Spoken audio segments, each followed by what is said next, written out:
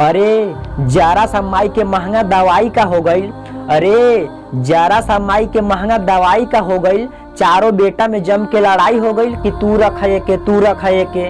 बियाहवा के बाद माई पराई हो गई।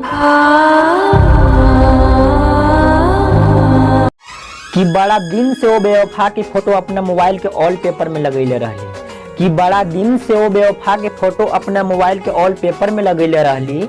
एक दिन मोबाइल हमसे पूछ पड़ल कि का चाहत है वो, हमहू बेटी लो लिख दी। तोहके दिलवा में ऐसे बसा ले। केहू कहत रहे कि तहार वाली 2-4 दिन से दिखत नहीं खे।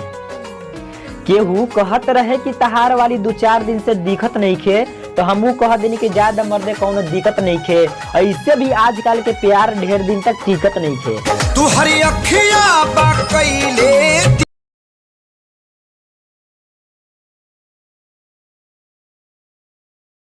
एक दिन हमार बाबूजी हमसे कहले कि ये बेटा हम दुनिया देख ले हैं, तो हमहू कह देनी कि बाबूजी तू यही तो गलती कर देला।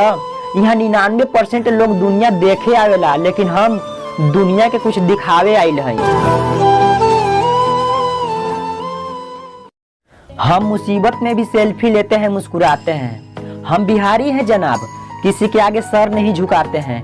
ये लिट्टी चोखा तो हमारी जान है, और कंधे पर गमछा रखना यही तो यूपी बिहार की पहचान है। हम मुसीबत में भी सेल्फी लेते हैं, मुस्कुराते हैं। हम बिहारी हैं जनाब, किसी के आगे सर नहीं झुकाते हैं। ये लिट्टी चोखा तो हमारी जान है, और कंधे पर गमछा रखना यही तो यूपी बिहार की पहचान है।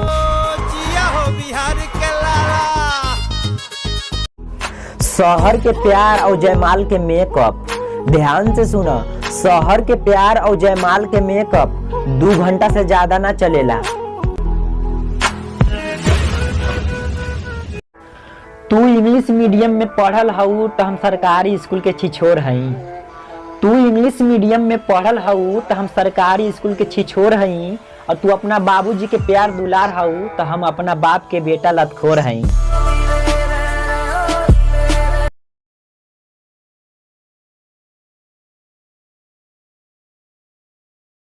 जब तू लाल साड़ी पहन के हरियर बिंदी लगावेलू, जब तू लाल साड़ी पहन के हरियर बिंदी लगावेलू और पाँव में पायल पहन के जब हमरा गली में आवेलू, माँ कसम जिला टॉप लागेलू। तू हरी अखिया बा कइले। तू 5 के सिक्का ना पूरा के पूरा 2000 रहलू। तू 5 के सिक्का ना पूरा के पूरा 2000 रहलू। और आजकल अंदाज तहार कुछ बदल लागता। आजकल अंदाज तहार कुछ बदलल लागता। शायद ई तू भूला ताड़ू के पियवा से पहले हमारा रहलू। तू हरी अखिया बा कइले।